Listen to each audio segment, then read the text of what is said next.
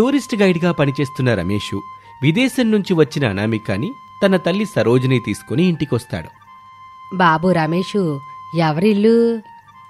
విదేశం నుంచి వచ్చిన టూరిస్టులమ్మా. ఇక్కడ పురాతన కట్టడాలు చూడ్డం అయిపోయింది. వారం రోజుల నుంచి కలిసిమెలిసి వాళ్ళకన్నీ చూపించాను కదా, మన ఇంటిని కూడా చూస్తానంటే ఇలా తీసుకొచ్చాను. సరే బాబు, అలా కూర్చోమని చెప్పు, నేనెళ్ళి కాఫీ తీసుకొస్తాను అని శారద వెళ్ళిపోతుంది. అనామిక, సరోజ, రమేష్ సోఫాలో కూర్చుంటారు. రామ్, మీ అమ్మగారికి మన ప్రేమ గురించి, మనం చేసుకోబోతున్న పెళ్లి గురించి చెప్పు. ఆ విషయం మాట్లాడడానికే కదా మనం ఇక్కడికొచ్చింది. అవును బాబు రమేష్, మీ అమ్మగారికి చెప్పు. దగ్గరలో ముహూర్తాలుంటే పెళ్లి చేసి నేను వెళ్ళిపోతాను. మళ్ళీ మీకు బాబు పుట్టేటప్పుడు వస్తాను.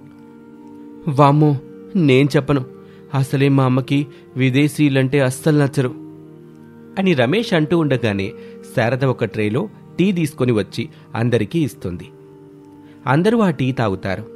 రమేష్ తమ ప్రేమ గురించి చెప్పేలా లేడని అనామిక శారద ముందు ఓపెన్ అవుతుంది. ఆంటీ, నేను రామ్ ప్రేమించుకుంటున్నాం, పెళ్లి కూడా చేసుకోవాలని అనుకున్నాం అని అనామిక చెప్పగానే అయోమయంగా రమేష్ని చూస్తుంది. రమేష్ కొంచెం భయపడుతూనే, అవునమ్మా, నాకు అనామిక అంటే ఇష్టమే అని చెప్పటంతో శారద ఏమీ మాట్లాడలేకపోతుంది. ఇక అప్పుడే ప్రసాదు పంతులుగారిని తీసుకుని ఇంటికొస్తాడు.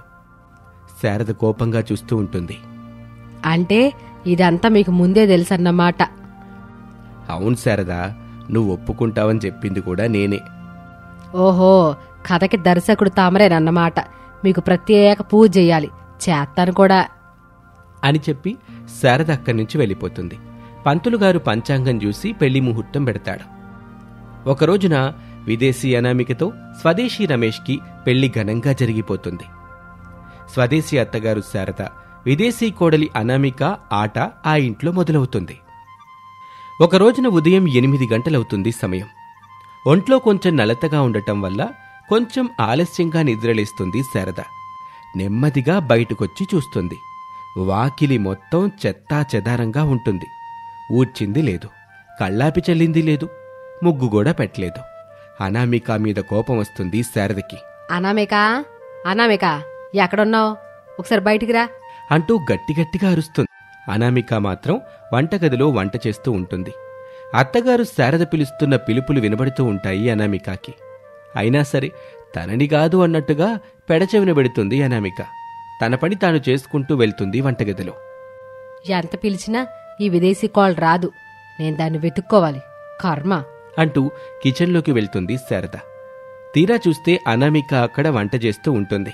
యాయ్ కాళ్ళ, గొంతు చించుకుని అరుస్తున్నాను, నీకు వినపడ్డం లేదా? చెప్పండి ఆంటీ, ఏమైనా కావాలా? మీరెందుకొచ్చారు? నేనున్నాను కదా, చెప్పండి, ఏం కావాలి మీకు? నేను బయట నిలబడి ఎప్పటి నుండో పిలుస్తున్నాను. అయ్యో అవునా ఆంటీ, చెప్పండి, ఏమైంది? బయట ఎంతవరకు కడగలేదు, ముగ్గు పెట్టలేదు. చూసేవాళ్ళు ఏమనుకుంటారు చెప్పు? కొత్త కోళ్ళకి బద్ధకం ఎక్కువ అనుకోరు? వాళ్ళు అనుకుంటారని మీరు నన్ను బద్ధకం అని తిడుతున్నారా?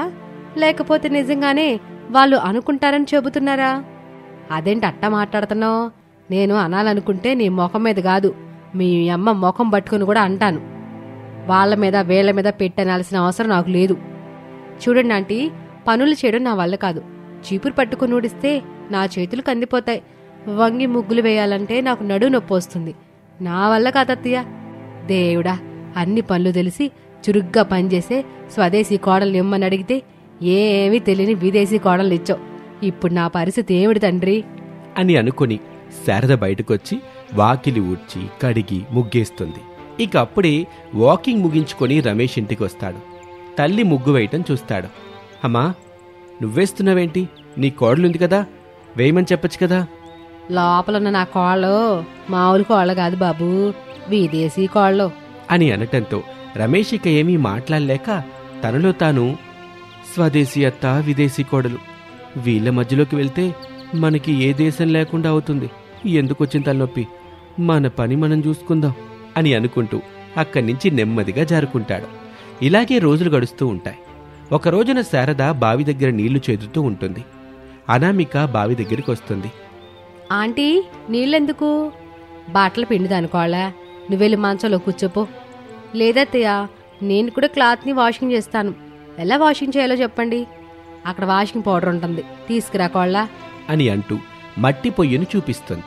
అనామిక ఆ పొయ్యి దగ్గరకొచ్చి అందులో ఉన్న బూడిదని తీసుకెళ్లి పట్టిన నీళ్ల డబ్బాలో వేస్తుంది. నీళ్లు బూడిద రంగులోకి మారతాయి. శారద కోపంగా అనామికాని చూస్తుంది. అనామిక పకపక నవ్వుతుంది. ఇక శారద ఏమీ మాట్లాడకుండా, ఏమీ అనకుండా ఆ డబ్బాలోని నీళ్లు కింద పోసి మళ్లీ నీళ్లు చేస్తుంది. బకెట్లో మళ్లీ నీళ్లు పోస్తుంది. అనామిక నవ్వుకుంటూ వెళ్ళి మళ్లీ బూడిద తీసుకొస్తుంది. మళ్లీ బకెట్లో వెయ్యబోతుంది. అది శారద గమనించి, వద్దు కోళ్ళ, నేను బట్టలు పిండుతాను, నువ్వు వెళ్ళి ఆడుకో, నేను సాయంత్రం వరకు పిలవను అని చెప్పడంతో అనామిక ఏమీ మాట్లాడకుండా తీసుకొచ్చిన బూడిదని బకెట్లో పోసి అక్కడి నుంచి నవ్వుకుంటూ పరుగులు తీస్తుంది. ఇక తప్పదు అన్నట్టుగా శారద బావిలో నుంచి నీళ్లు చేదుకుని బట్టలు పిండుతుంది. ఒక రోజున, అనామిక, మనం పొలం దగ్గరికి పోదాం పదా. పొలం దగ్గరే ఉంటాయి ఆంటీ, నేను జీవితం అర్థం కాదు కోళ్ళ, నువ్వు చూస్తేనే అర్థం అవుతుంది. సరే ఆంటీ, ఎలా వెళ్దాం? ఎద్దుల బండిలో కోళ్ళ అని అంటూ ఉండగానే ఎద్దుల బండిని తీసుకుని ప్రసాద్ వస్తాడు. శారద బండిలో కూర్చుంటే అనామిక నిలబడి ఆ బండికున్న కర్రని పట్టుకుంటుంది. ఎద్దుల బండి అలా ముందుకు వెళ్తూ ఉంటుంది. కొద్ది దూరం వెళ్లగానే సర్పంచ్ భార్య సులోచన అరుస్తూ ఉంటుంది. అయ్యో, ఎవరైనా కాపాడండి, కాపాడండి, బావిలో నా బిడ్డ కాలు జారిపడింది, ఎవరైనా కాపాడండి అంటూ అరుస్తూ ఉంటుంది సులోచన. అది విని ప్రసాదు బండాపుతాడు. ఆ చుట్టుపక్కల ఉన్నవాళ్లు బావి దగ్గరికి పరిగెడుతూ ఉంటారు. దాంతో శారద, అనామిక, ప్రసాద్ కూడా బండి దిగి ఆ బావి దగ్గరికి వస్తారు. బావిలో పాప మునుగుతూ తేలుతూ ఉంటుంది. అయ్యో, ఎవరైనా నా బిడ్డను కాపాడండి, కాపాడండి బాబు. ఈ బావు గురించి తెలిసిన వాళ్ళు నీ బిడ్డను కాపాడలేరు సులోచన అని శారద బాధగా అంటుంది. అనామికకి అంత అయోమయంగా ఉంటుంది. బావిలో ఉన్న పాప కాపాడండి, కాపాడండి అని అరుస్తూ ఉంటుంది, మునిగిపోతూ ఉంటుంది. సులోచన ఎవరిని బ్రతిమిలాడినా కూడా ఎవ్వరూ ఆ బావిలో నుండి పాపను బయటకు తీయటానికి ముందుకు రావటం లేదు. ఆంటీ, ఎవరు ఎందుకు వెళ్ళి ఆ బేబీని సేవ్ చేయలేకపోతున్నారు? అప్పుడు శారద ఆ బావికున్న కథని చెప్తుంది. అందుకని ఈ బావిలో పడిన వాటిని గాని పాపను గాని బయటకు తీయొద్దు, తీస్తే తీసిన వాళ్ళు చచ్చిపోతారు. నాన్ సెన్స్, ఇదంతా కట్టు కథ అని చెప్పి ఉన్నపలంగా ఒక్కసారిగా ఆ బావిలోకి దూకుతుంది అనామిక. అది చూసి అందరూ షాక్ అవుతారు. ఇప్పుడు అనామికకి ఏం జరుగుతుందా అని అందరూ కంగారు పడుతూ ఉంటారు. బావిలోకి దూకిన అనామిక సులోచన పాపని పట్టుకొని పైకొస్తుంది. పాపను కింద పడుకోబెట్టి కడుపు మీద నొక్కుతూ తాగిన నీళ్లను బయటకు కక్కిస్తుంది అనామిక. ఆ పాప నోట్లో నోరు పెట్టి గాలిని ఊత్తుంది. శారద కాళ్ళుని గట్టిగా రాస్తూ ఉంటుంది. సులోచన చేతులు రాస్తూ ఉంటుంది. అలా ఒక 5 నిమిషాల తర్వాత సులోచన పాప స్పృహలోకొస్తుంది. ఇప్పుడు ఎలా ఉందమ్మా? బాగుంది పిన్ని. చూడండి, మీరు మగాళ్ళు, మొగుళ్ళు, తండ్రులు, అన్నలు, ఇలా ఒక్కటేమిటి అన్ని విధాలుగా పిలిపించుకుంటున్నారు. చావుకి భయపడి బావిలో పడిన ఆ పాపని మాత్రం కాపాడలేకపోయారు. ఇక మీరేంటో ఆలోచించుకోండి అని అనగానే అక్కడున్న వాళ్ళు ఎవరూ ఏమీ సమాధానం చెప్పకుండా మౌనంగా వెళ్ళిపోయారు. ఇక శారదా, అనామిక ఇద్దరు ఎడ్లబండిలో పొలం దగ్గరికి వెళ్తారు. పచ్చని పంట పొలాల్ని చూపిస్తూ వాటి గురించి అనామికకి వివరంగా చెప్తూ ఉంటుంది శారద. ఇక సర్పంచు భార్య సులోచన ద్వారా తన కూతుర్ని కాపాడిన విషయం తెలుసుకొని వెంటనే ఇక ఏమీ మాట్లాడకుండా సర్పంచు శారద ఇంటికొస్తాడు. బయట నిలబడి ఉంటాడు. విదేశీ కోడలా అనామిక, మీకు చాలా ధన్యవాదాలు. నా బిడ్డను కాపాడి మరొక జన్మనిచ్చారు. మేం మీకు ఎప్పటికీ రుణపడి ఉంటాం. ఇంత పెద్ద మాటలకి నాకు పెద్దగా అర్థాలు తెలియవు. అందరూ బాగుండాలి, అదొక్కటే నాకు తెలిసింది. విదేశీ కోడలివైనా ప్రాణాల విలువ తెలిసిన అమ్మాయిలాగా ఉన్నావు. రమేష్, నువ్వు అదృష్టవంతుడివి అని చెప్పి అక్కడి నుంచి వెళ్ళిపోతాడు.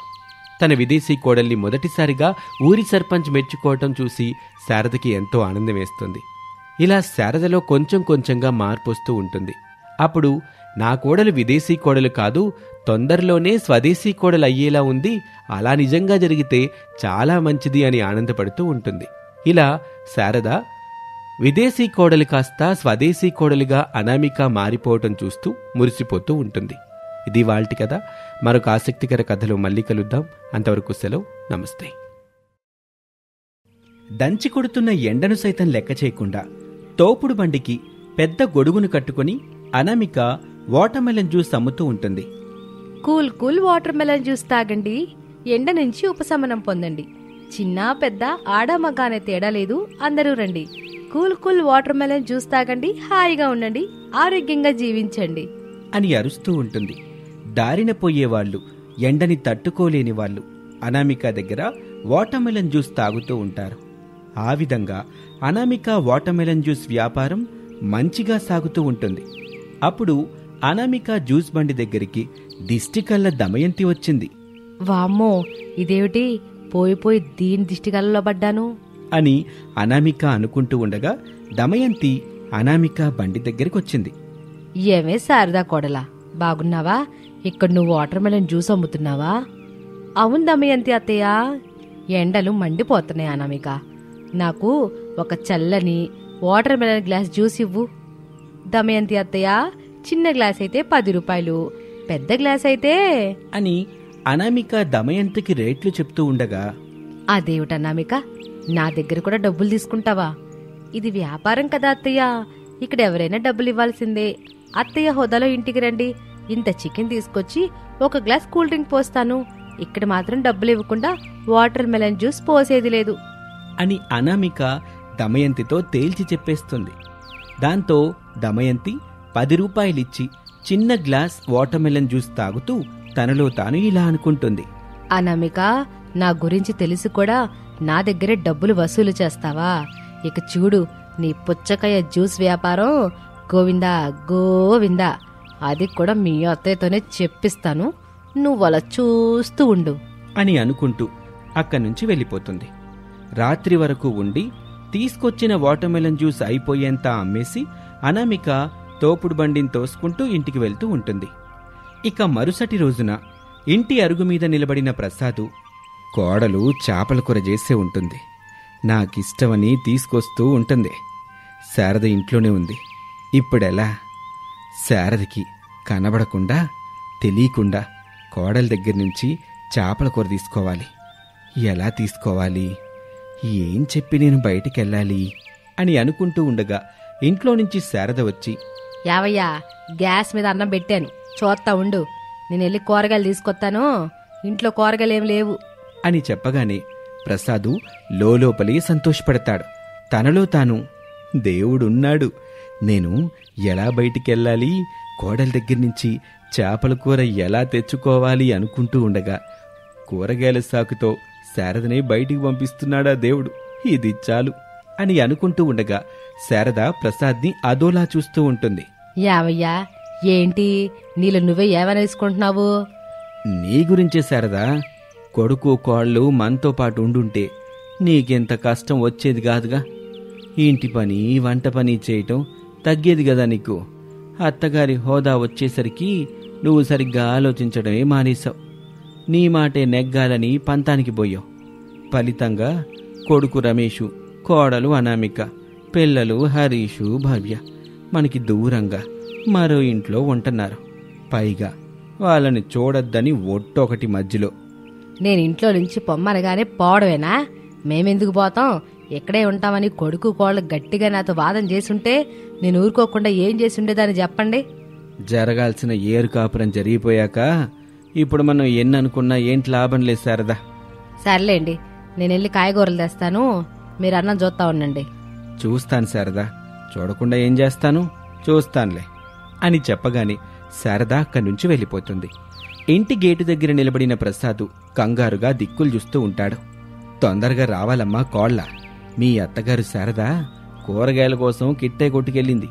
కూరగాయలు తీసుకురావడానికి 10 నిమిషాల సమయం పడుతుంది. ఇంతలో నువ్వు వచ్చి వండిన చేపల కూర ఇచ్చిపో అని అనుకుంటూ ఉంటాడు ప్రసాదు.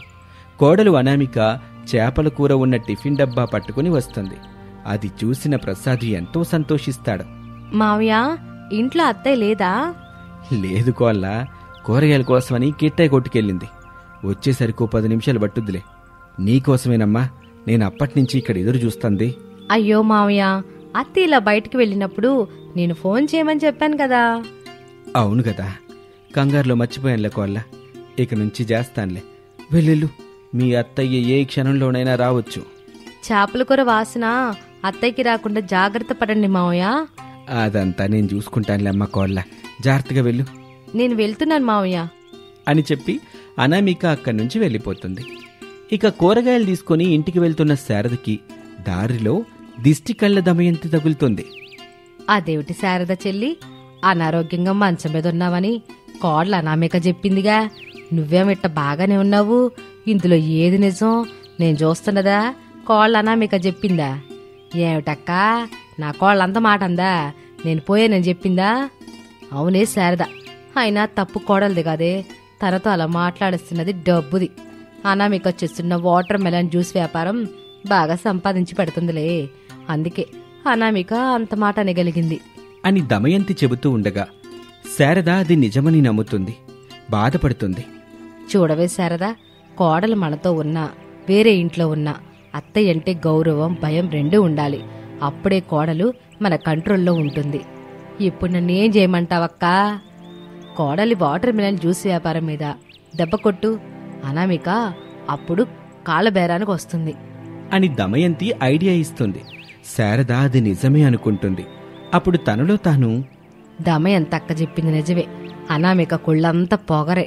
ఇప్పుడు ఇక డబ్బులు సంపాదిస్తుంది కదా, ఇంకాస్త పొగరు పెరుగుంటది అని అనుకుంటూ అక్కడి నుంచి ఇంటివైపు నడుస్తూ ఉంటుంది శారద.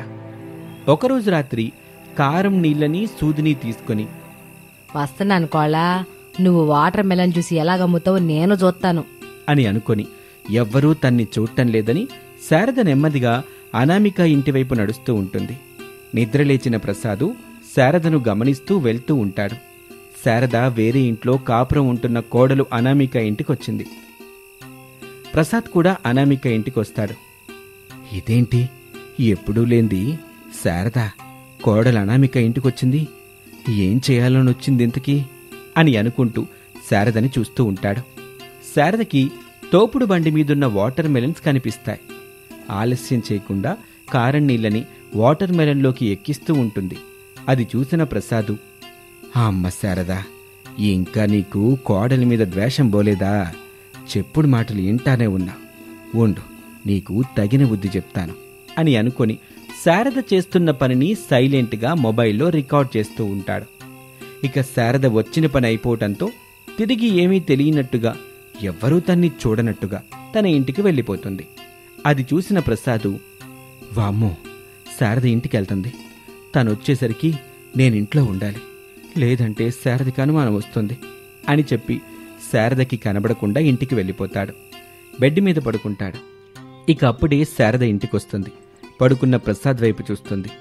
అమ్మయ్యా, ఈయనింకా నిద్ర లేవలేదులే అని అనుకొని శారద కూడా పడుకుంటుంది. మరుసటి రోజున అనామిక వాటర్మెలన్ జ్యూస్ అమ్ముతూ ఉంటే అత్తగారు శారద కొంచెం దూరంలో నిలబడి జ్యూస్ తాగుతున్న వాళ్ల వైపు చూస్తూ ఉంటుంది. ఇదేటి ఒక్కలు కూడా కారం కారం నరవడం లేదు, వాటర్ మెలన్ జ్యూస్ అని చెప్పి కారం నీళ్ళిస్తుందని గోల్ చేయట్లేదేంటి? రాత్రి నేను అనుకున్నదేంటి, పగలెక్కడ జరుగుతున్నదేంటి అని అనుకుంటూ ఉండగా శారద దగ్గరికి ప్రసాద్ వస్తాడు. ఏంటి శారదా, ఇక్కడుండి అలా దొంగలా కోడల వైపు చూస్తున్నావు? అనామిక మన కోడలు, పద దగ్గరికెళ్ళి చూద్దాం, వాటర్మెలన్ జ్యూస్ తాగుదాం పదా అని చెప్పి శారద వద్దని ఎంత చెప్పినా వినకుండా అనామిక దగ్గరికి తీసుకొస్తాడు ప్రసాద్. అత్తయ్య, మావయ్య బాగున్నారా? ఉండండి, కూల్ కూల్గా మీకు వాటర్ మెలన్ జ్యూస్ ఇస్తాను అని చెప్పి ఇద్దరికీ చల్లగా ఉన్న వాటర్మెలన్ జ్యూస్ని గ్లాసులలో పోసిస్తుంది. శారద తాగి చూస్తుంది. ఎలాంటి కారమూ లేకుండా స్వీట్గా ఉంటుంది. జ్యూస్ మొత్తం తాగేస్తుంది. శారదకి ఆ జ్యూస్ ఏమాత్రం కారంగా అనిపించలేదు. శారదకంతా అయోమయంగా ఉంది. అనామిక శారద దగ్గరికి వచ్చింది. అత్తయ్య, జ్యూస్ కారంలా కాకుండా స్వీట్గా ఉందని ఆశ్చర్యపోతున్నారా అని అనామిక అడగగానే శారద షాక్ అవుతుంది. అనామిక వైపు చూస్తుంది. నేనెవరికి చెప్పనులే అత్తయ్య, కాకపోతే నేను వేడుకునేది కోరుకునేది ఒక్కటే అత్తయ్య. ఇప్పటికైనా ఈ చెప్పుడు మాటలు వినకండి దయచేసి అని అనామిక అత్తగారికి దండం పెడుతుంది. నన్ను మన్నించుకోళ్ళా, నేను మీ మావయ్య మీ దగ్గరకు వచ్చి అత్తాం అని చెప్పి శారద తాను చేసిన తప్పుకి పశ్చాత్తాపడుతుంది. తనలో వచ్చిన మార్పుని చూసి ప్రసాద్ ఎంతో సంతోషపడతాడు. చాన్నాళ్ళకి కోడలి మీద ఎలాంటి కోపమూ లేకుండా చాలా ప్రేమగా శారద కోడల్ని చూసుకోవటంతో మళ్లీ వాళ్ళింట్లో అందరూ కలిసిమెలిసి సంతోషంగా జీవించటం మొదలు పెడతారు. ఇది ఇవాల్టి కథ. మరొక ఆసక్తికర కథలో మళ్ళీ కలుద్దాం. అంతవరకు సెలవు. నమస్తే.